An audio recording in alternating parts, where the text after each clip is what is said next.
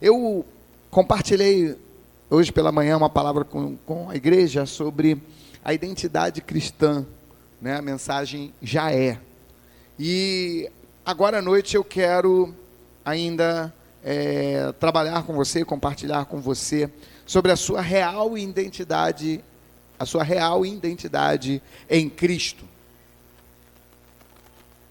Há pessoas que estão gastando pilhas de dinheiro em consultórios de analistas para tentar descobrir a sua real identidade. Pessoas que estão gastando dinheiro, gastando todos os seus recursos em busca de descobrir qual é a sua identidade. Quem sou eu? Pessoas que estão perdidas, estão desorientadas. Pessoas passam 10 anos, 15 anos fazendo análise.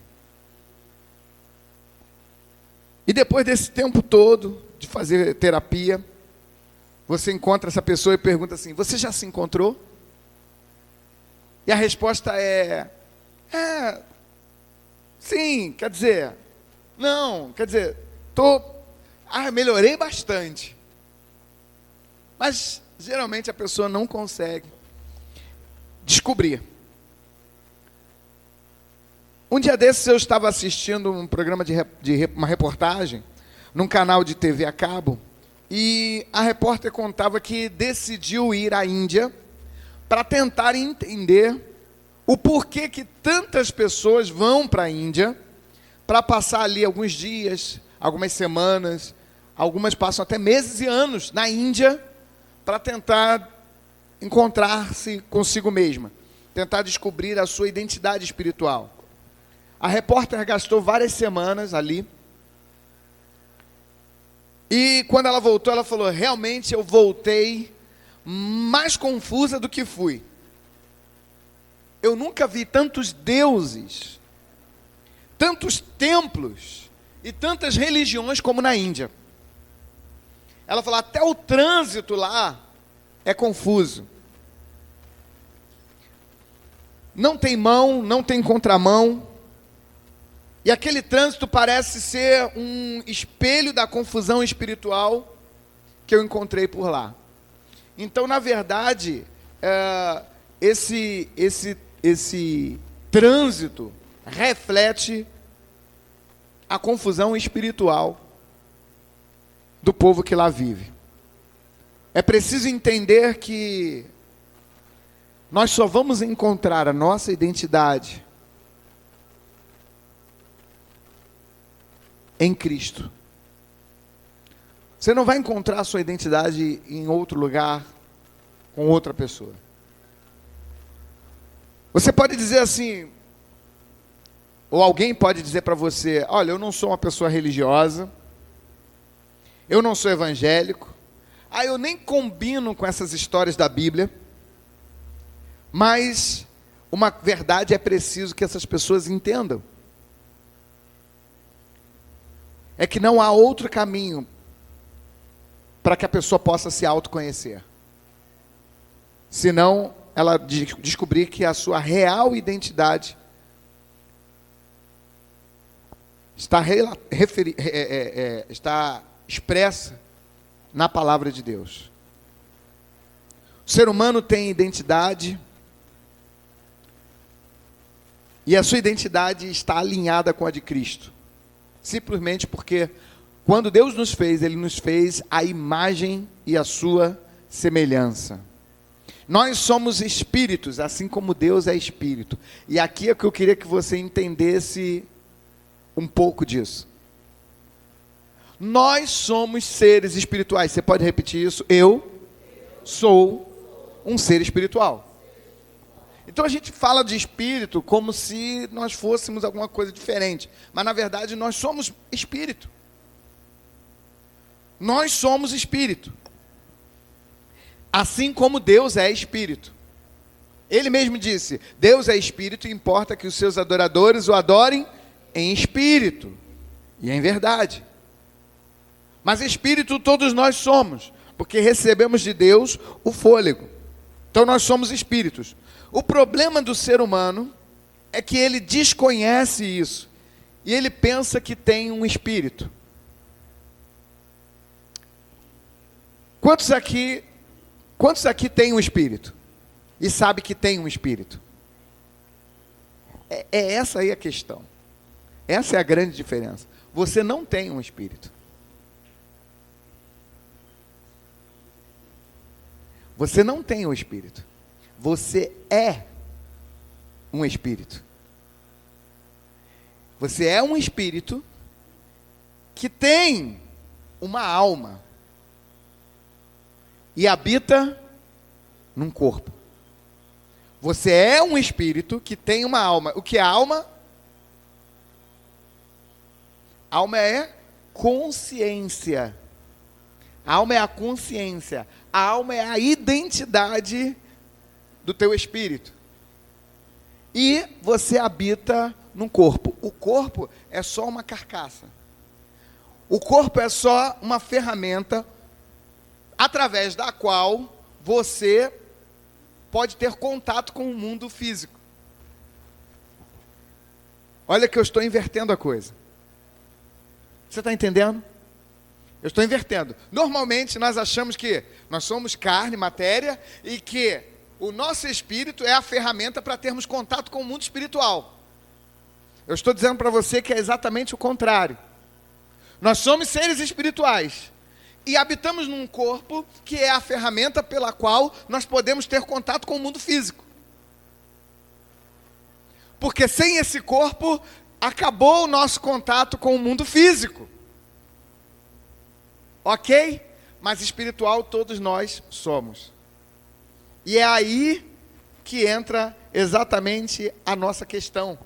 Você é um espírito. Repita isso comigo. Eu sou um espírito.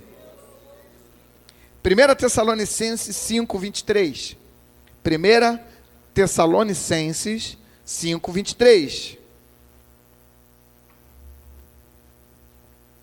Muito conhecido esse versículo.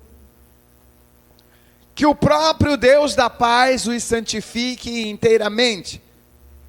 Que todo o espírito, a alma e o corpo de vocês sejam preservados irrepreensíveis na vinda do nosso Senhor Jesus Cristo.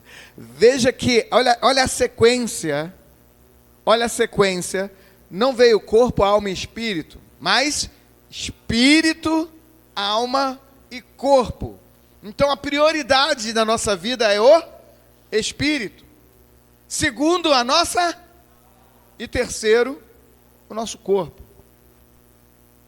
O apóstolo Paulo disse que o exercício físico para pouco se aproveita. Porque o exercício físico, ele só cuida da nossa estrutura externa. Mas é para pouco, ele não diz que é para nada. É para pouco. Nós precisamos entender que devemos cuidar do nosso físico, sim ou não?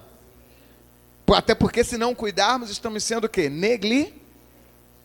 Porque o nosso corpo é templo do Espírito Santo. Então o nosso corpo é que retém o Espírito Santo. Então nós não podemos ser negligentes. Temos que cuidar do corpo. Temos que cuidar da nossa saúde. Se precisamos de remédio, devemos tomar remédio. Se precisamos de um tratamento, precisamos fazer esse tratamento. Se precisamos emagrecer, temos que emagrecer. Precisamos fazer uma caminhada para isso, devemos fazer a caminhada. Se devemos fazer exercício físico, devemos fazer. Então, nós temos que cuidar do nosso corpo. Inclusive, nós temos aqui o UNVIFIT, que é um dando apoio para o outro, para que ninguém pare, para que ninguém desista, para que ninguém diga assim, eu não sabia. Não, todos nós sabemos da importância que tem o nosso corpo. E se a gente mantiver um corpo saudável, nós vamos ter uma alma também saudável. Livre dos problemas, né, que advêm de um corpo doente. Um corpo doente, a alma também fica doente. A gente não fica bem, né? Mas repare que nessa saudação final da Epístola aos Tessalonicenses, o apóstolo Paulo coloca em primeiro lugar o Espírito. Em segundo lugar, a alma e por último, o corpo. Essa ordem não foi colocada de forma aleatória. Não está ali de forma aleatória, não. Mas de maneira que expressa a realidade daquilo que é o ser humano. É um espírito que possui uma alma que habita um corpo. Embora muitas pessoas pensem que a alma e o espírito sejam uma coisa só, porque alguns acreditam que ela seja indivisível, mas não é. Porque a Bíblia diz que a palavra de Deus é como uma espada de 2 gumes. E ela faz o quê? Ela divide a alma e o espírito. Então a espada, quando corta, ela faz separação, distinção entre a alma e o espírito. Então não é a mesma coisa. A palavra grega que é traduzida para nós como espírito, hoje pela manhã nós aprendemos 3 palavras no grego, né? Quais foram as 3 palavras que nós aprendemos? Zoe, ou zoé, ou zoe, e isso aí mesmo que a Rosa falou, né? Psique. Essas 3 palavras significam vida. Vida. Agora nós vamos aprender mais 3 palavras. A palavra que quer dizer espírito, no grego, qual é?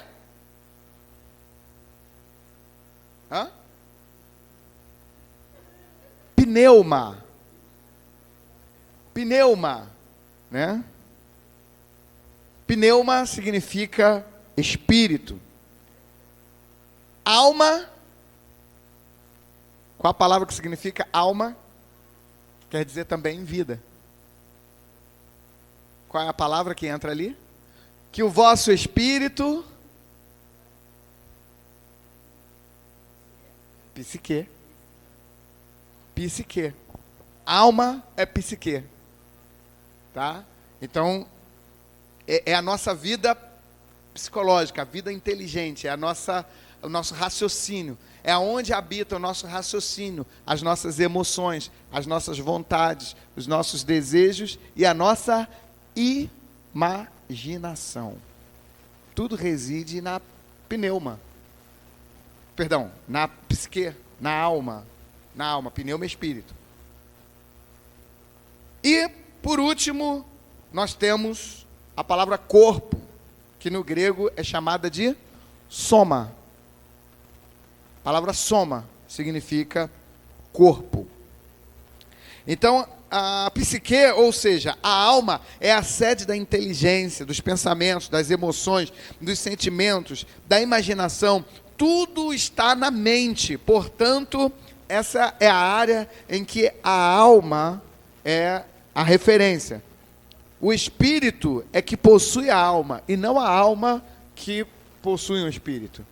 É o espírito que possui uma alma. É o espírito que possui a sua identidade visual e auditiva. Então, tudo aquilo que você... visual, auditiva e sensitiva.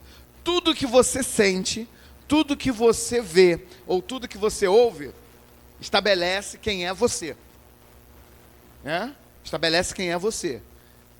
E isso reside na alma. Então nós podemos ter cicatrizes tanto no corpo quanto na alma. Você sofreu um acidente, fez uma cirurgia, você vai ficar com uma cicatriz. Essa cicatriz vai ficar no teu corpo. Porém, você pode passar por um trauma. Você pode enfrentar uma situação e deixar uma cicatriz na tua alma.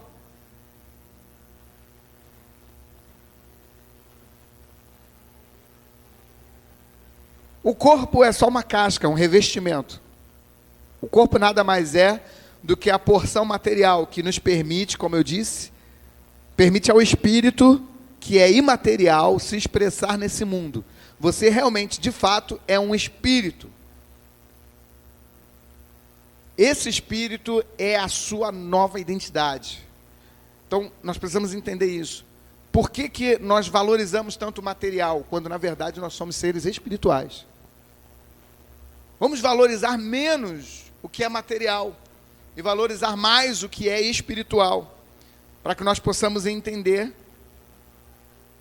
esse processo? A Bíblia diz, logo no primeiro capítulo do livro de Gênesis, que nós fomos criados à imagem e semelhança de Deus. E Jesus, conversando com a mulher samaritana na beira do poço de Jacó, diz a ela: Deus é espírito, e importa que os seus adoradores o adorem em espírito e em verdade. Está em João capítulo 4, versículo 24. Ora, se Deus é espírito e nós fomos criados à imagem e semelhança dele, não necessariamente somos um espírito. Então necessariamente somos um espírito. O problema é que quando o homem pecou lá no jardim do Éden, houve uma separação entre Deus e nós, os homens. Até então, o homem era absolutamente consciente do seu espírito. Você entenda bem, o homem era absolutamente consciente do seu espírito. Adão tinha plena consciência de que ele era um ser espiritual. Não havia distinção ou separação para Adão do que era espiritual para o que era material. Então Adão tinha contato com Deus, assim como tinha contato com os anjos, assim como tinha contato com todos os seres espirituais, a ponto de Eva conversar com a serpente. Por quê? Porque não havia separação, distinção entre o mundo espiritual e o mundo material. Adão era plenamente consciente de que ele era um espírito. Plenamente consciente. Então as coisas da carne não lhe incomodavam. Adão talvez não tivesse consciência plena do seu corpo físico. Adão desconhecia incapacidade. Adão desconhecia limites. Adão desconhecia cansaço. Adão desconhecia incômodo. Adão desconhecia frio. Adão desconhecia calor. Adão desconhecia as sensações e emoções do mundo físico. Por quê? Porque ele era um ser altamente espiritual. E o entendimento de Adão todo era espiritual. Então Adão podia sentar num lugar, tinha um espinho lá, o espinho ia, né? Irmãos, ele estava nu. Aí Adão sentava lá num lugar e dizia, meu Deus, será que não incomodava? Não! Porque ele era um ser espiritual, nada incomodava. Nem fome Adão tinha. Você leu em algum lugar que Adão tinha fome? Não, Adão não tinha fome. Pastor, mas ele comia. Sim, ele comia porque ele podia comer, porque ele era matéria, mas ele não tinha fome. Adão era como Moisés diante de Deus, lá no monte Sinai.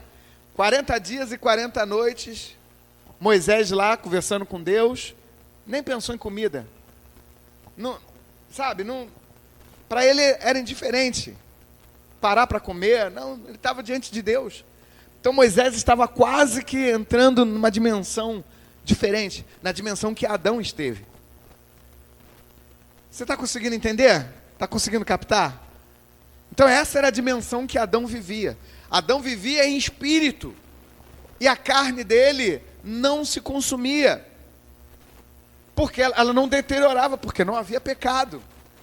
Então ele não pecou por necessidade.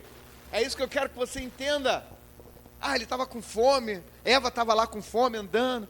Estou com fome, queria comer alguma fruta, alguma coisa diferente, né? Igual a esposa quando fala assim, vamos comer no mesmo lugar, queria comer uma coisa diferente hoje.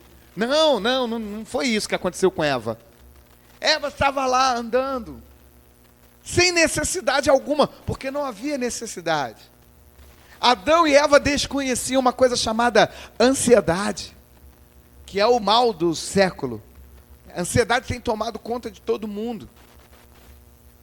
Eu estou fazendo exames, né, cardíacos, está marcado já, fazendo acompanhamento com o médico, porque a psicóloga lá do meu trabalho falou, vamos tirar todas as possibilidades de ser um problema físico.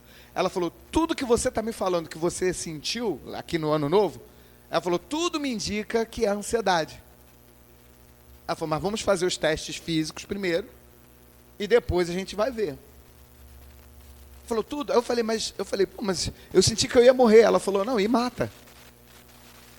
Você mata só com a sensação de que está morrendo. Você morre porque está sentindo que está morrendo. Mas você não tem nada. Olha o poder da mente. Olha o poder da alma. A alma tem o poder para matar o corpo. E isso é a alma adoentada, a alma doente. Então a gente tem que tratar, tem que cuidar. Vamos lá. O corpo fica doente, a alma também. O que não pode adoecer é o espírito. O espírito adoece quando a gente se afasta de Deus. Quando a gente se volta contra Ele, e aí o nosso espírito adoece. Mas entenda bem, Adão não tinha necessidade alguma. Tudo que Adão fazia ele estava pelo Espírito, ele não tinha necessidades, ele não tinha incômodo. Se Adão descalço lá está andando, quer dizer, ele não sentava no espinho, porque não havia espinho, que a terra não produzia espinhos. Mas Adão, né, a gente pisa na pedra, na areia quente, a gente, ai. Adão não sentia isso não, irmãos. Adão não sentia isso. Alguém fala assim, mas como assim, pastor, que Adão não sentia dor? Existe hoje, chamado que é uma doença, de pessoas que não sentem dor. A pessoa encosta um cigarro e a pessoa não sente nada. Porque Adão não tinha essa sensibilidade. Pelo contrário, a sensibilidade de Adão era espiritual. Adão sentia, ele sentia Deus chegando. Tanto que ele sentiu Deus chegando, que ele se afastou. Ele se escondeu. Adão sentia as questões espirituais estavam muito afloradas em Adão. Mas as questões materiais, não, aquilo ali era era uma casca que para Adão ter contato com o mundo que o cercava. Assim também foi Jesus. Quando Jesus veio, ele habitou, quando o Filho veio, ele habitou um corpo chamado Jesus. A essência dele era o Cristo, mas a carcaça era Jesus. Aquele menino Jesus que é adorado pela Igreja Católica, o menino Jesus, aquele era só uma carcaça. Na verdade, a essência, o espírito que estava nele é que vinha de Deus, e era o próprio Deus que se manifestou naquela carcaça. Você entende isso? Que vivia pelo Espírito, que vivia na essência do Espírito, que não se preocupava com as coisas desse mundo, não se preocupava com as coisas desse mundo, que jejuou por 40 dias e 40 noites, e só depois disso que ele teve fome. Ele, preciso me alimentar. Por quê? Porque ele não estava mais no ambiente do Éden. Ele não estava mais no ambiente do Éden. E quando a gente não está no ambiente do Éden, irmãos, 40 dias e 40 noites são nada para quem está em Deus. A gente não come porque tem fome. A gente tem fome porque a nossa cabeça nos manda comer. E o pior é que a gente ainda fala assim, estou morrendo de fome. Não está morrendo de fome. Você ainda aguenta muitos dias sem comer. Mas a gente morre de fome fácil, porque a nossa mente está dizendo que nós estamos morrendo de fome, quando não estamos. Mas hoje nós sentimos mais fome. Por quê? Porque estamos espiritualmente enfraquecidos. Vou mais além. Porque estamos espiritualmente enfraquecidos, precisamos nos alimentar de carne, o que Adão não precisava. Adão não matou um animal para comer. Adão não comia churrasco. Adão não comia churrasco. Adão comia frutas. E só. Porque nele não havia pecado. Mas quando o homem pecou, o sangue teve que ser derramado. E o nosso Deus odeia desperdício. Provavelmente, a partir daquele momento, Adão teve que comer a carne do animal que foi morto, para que ele fosse vestido. Deus sacrificou um animal. O animal foi morto e Adão teve que comer aquela carne. E a partir de então, todo homem precisou comer da carne. E não é só Adão não, se a gente for fazer um estudo mais profundo, você vai entender que o que mais um sacerdote comia era carne. Por quê? Porque ele representava o povo perante Deus.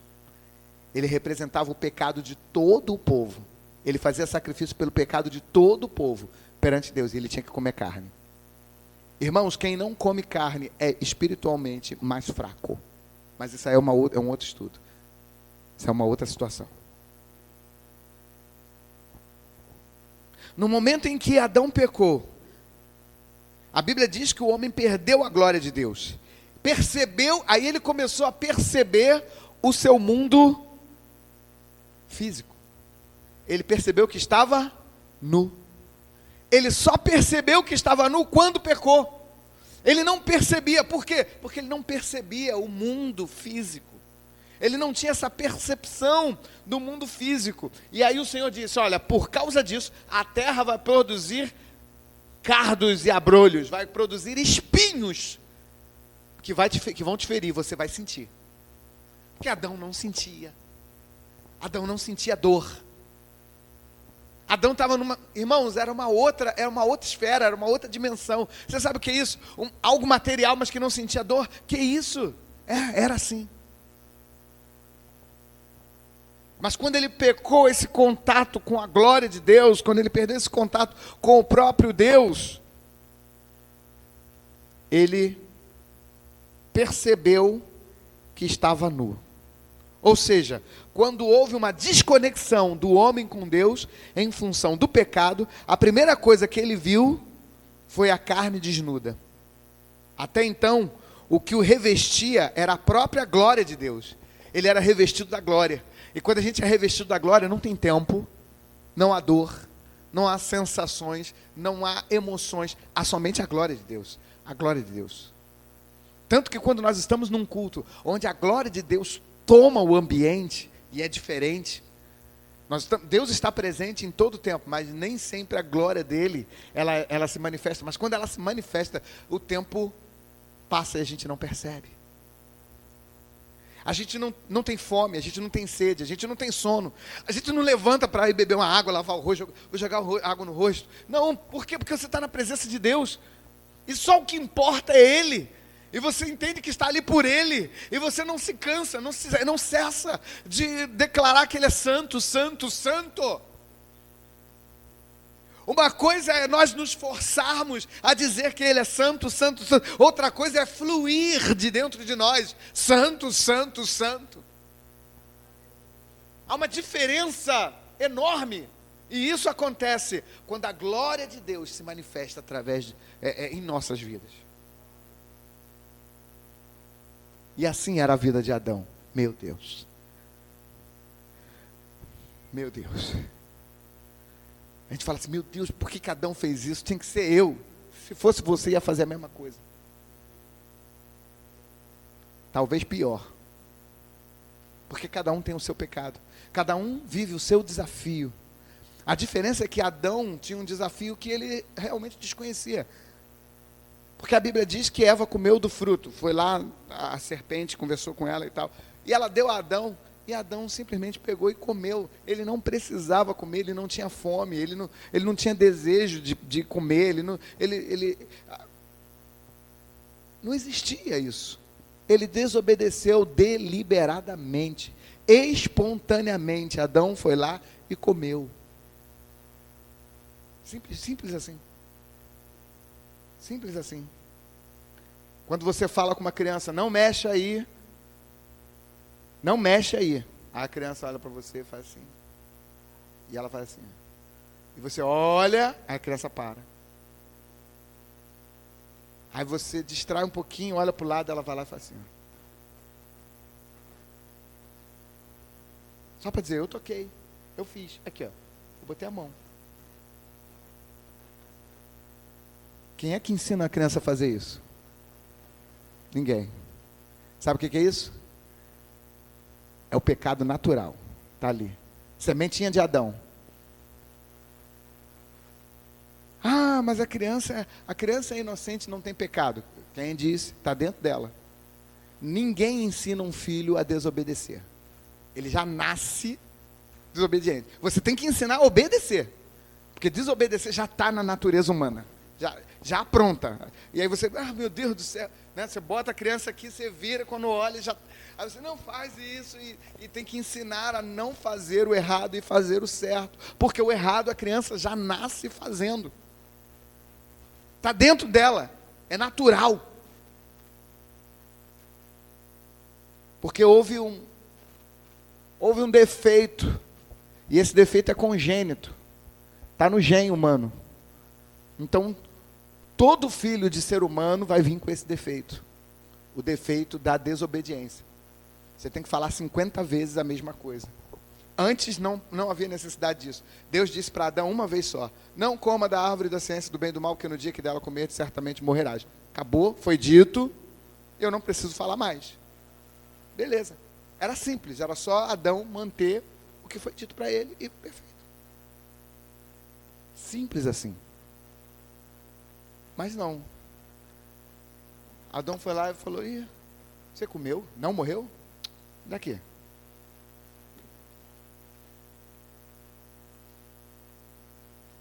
Comi também. Nada aconteceu, mas olhou para Eva e falou assim: tu tá diferente.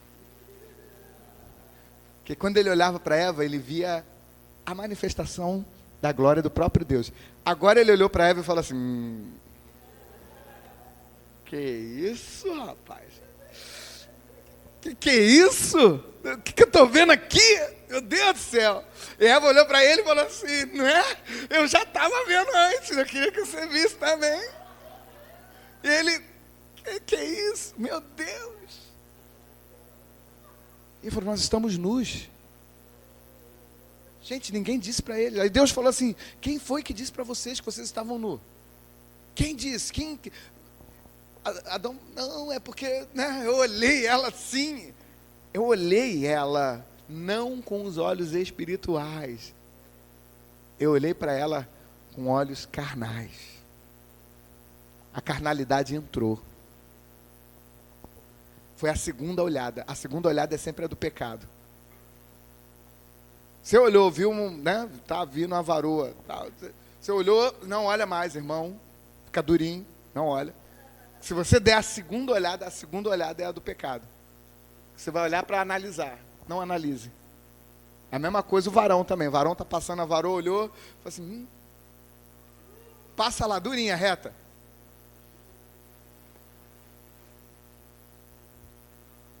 Adão olhou, deu a segunda olhada. E a segunda olhada quebrou ele. Eles eram revestidos da própria glória de Deus e eles perderam essa glória. Quando Adão olhou para Eva já estava já na carnalidade, já descendo até o chão. Quando ela desceu até o chão, ele olhou e falou: Jesus me segura. Jesus não, Deus me segura. E aí ele falou: Deus não está mais comigo. Só a graça agora. Só a graça. E ele ainda não conhecia a graça. Deu ruim. E quem pagou o pato foi o bichinho lá, inocente. Um inocente teve que morrer para vestir Adão, porque ele estava nu. Deus falou assim: não posso mais deixar você e Eva assim, porque não vai dar certo. Isso vai ser um problema. Ele falou: vocês nem podem ficar assim. Sabe por quê? Porque agora vocês estão tendo a sensibilidade humana. E com a sensibilidade humana vocês vão sentir frio. A natureza vai se voltar contra vocês. Sabe aquele mosquitinho que pousava no seu dedo e você brincava com ele? Ele só sugava a seiva da planta. Agora ele vai sugar o teu sangue. Ele vai te picar. Sabe os carrapatinhos, as pulgas? Agora eles vão tudo contra você. Eles vão te ferir. E a natureza vai se voltar contra. E os animais vão te morder, vão te picar. Os insetos vão te picar. Os animais vão querer devorar você. E você não pode mais estar nu. Agora você tem que... Agora, Adão, agora você tem que andar vestido. Aí Adão fala assim: agora eu quero andar nu. Adão não, os filhos de Adão, né? Nós. Agora eu quero andar nu. Agora que Deus mandou botar roupa, aí agora o povo quer andar nu.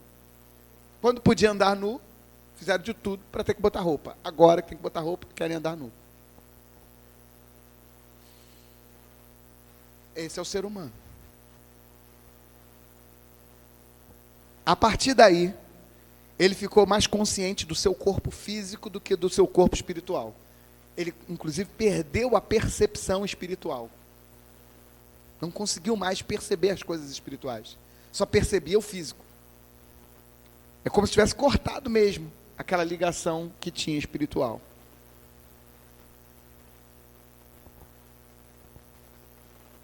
No meio dessa história, quem se agitou foi a alma. A sede das emoções, da razão, dos pensamentos e dos sentimentos. Quem cresceu nisso tudo foi a alma. O espírito estava lá onde sempre esteve. O corpo nem era percebido. Quem cresceu, quem se agigantou nisso tudo foi a alma. Só que a alma não percebeu que a partir do momento que ela se agigantou, ela começou a morrer. A alma do homem começou a morrer. A nossa alma começou a morrer quando ela se voltou contra Deus. Você entende isso? O espírito não agiu. A alma se agigantou. Usou o corpo para pecar contra Deus e comeu do fruto. O comer do fruto foi um ato físico. Mas a alma é que se agigantou. Ela falou assim: a razão é minha. O corpo é meu. E eu decido comer.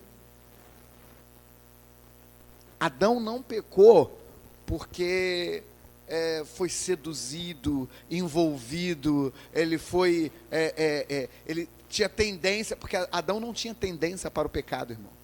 Nós temos tendência para o pecado. Nós temos.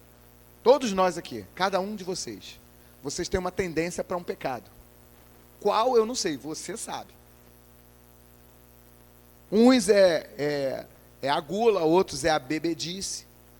Outros é a glutonaria, outros é cigarro, outros é droga, outro é prostituição, sexo, outros homossexualismo, lesbianismo, outros é falar mal da vida alheia. Não consegue ficar sem falar mal.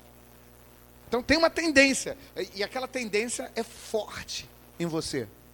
Adão não tinha tendência a nada disso. Ele pecou deliberadamente, ele pecou porque quis. Pecou porque é como vocês. Quem não tem problema com droga aqui, se a gente botar uma trilha de cocaína aqui, para quem nunca usou, o que vai acontecer? Se eu bem conheço a Rosa, ela vai vir com um paninho. Ai, tirar essa poeirinha daqui. Se bem eu conheço ela, tirar essa poeirinha. Alguém vai fazer assim: não, vai sair no chão assim. Mas a Rosa ia chegar e, essa poeirinha aqui. Quem botou farinha de trigo aqui? Essa açuquinha.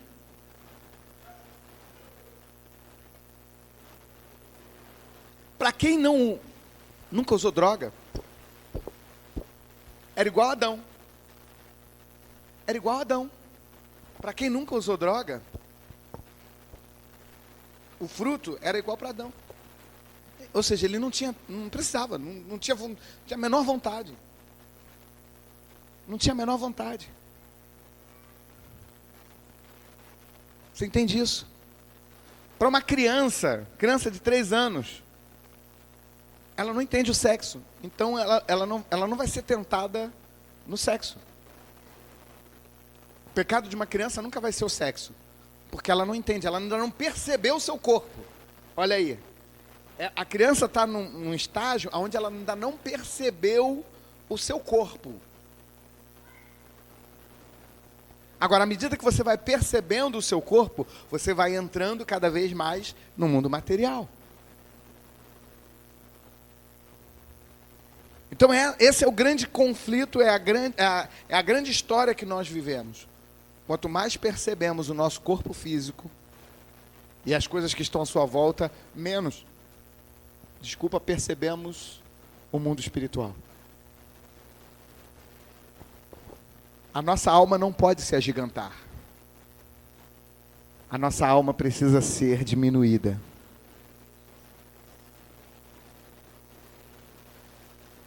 Porque a nossa alma sempre vai nos levar ao erro, seja pela emoção, seja pelo sentimento, seja pela razão. Ela só vai nos levar para o erro. A razão, o sentimento do homem é enganoso. Tem alguém do teu lado aí? Fala para ele, o teu sentimento é enganoso. A tua emoção é enganosa. Fala para essa pessoa aí, a tua emoção é enganosa. E fala para ela, a tua razão é enganosa também.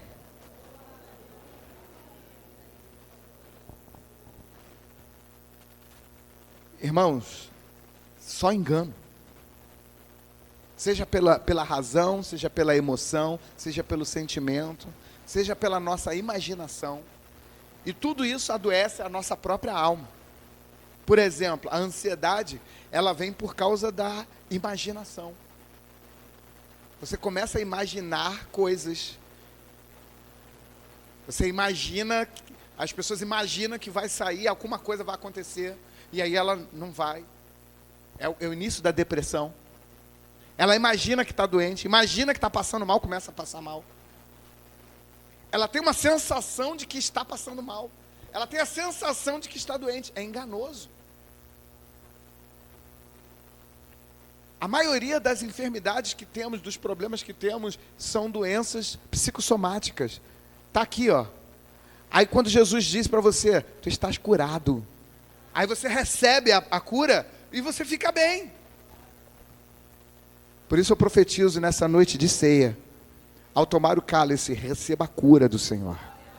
Ser curado completamente de todo mal que te atinge, de todo mal que lhe aflige, de todo mal-estar, de todo pensamento maligno. Seja curado em nome do Senhor Jesus Cristo. Do alto da cabeça até as plantas dos pés, receba a cura, receba o toque de Deus, receba o agir de Deus na tua vida. Comece a perceber mais o Espírito e menos o teu corpo.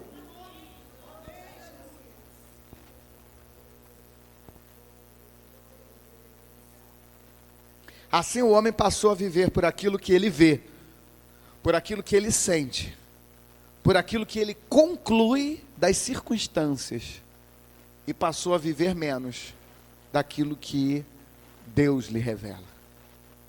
Deus está nos chamando de volta para Ele, para que nós possamos viver não por aquilo que vemos, sentimos ou deduzimos, mas que nós possamos passar a viver por aquilo que o Senhor Deus nos revela. O que eu vejo não importa. O que eu sinto não importa. O que eu concluo não importa. Importa o que Deus tem para mim. Ainda que eu esteja vendo circunstâncias totalmente desfavoráveis, ainda que eu esteja sentindo que eu estou morrendo, eu permaneço firme na promessa do Senhor. Ainda que aparentemente eu veja as circunstâncias e diga assim, olha, eu acho que dessa vez não tem jeito, dessa vez não tem solução, mas eu permaneço firme naquilo que o Senhor Deus prometeu. Feche os seus olhos, curva a sua cabeça.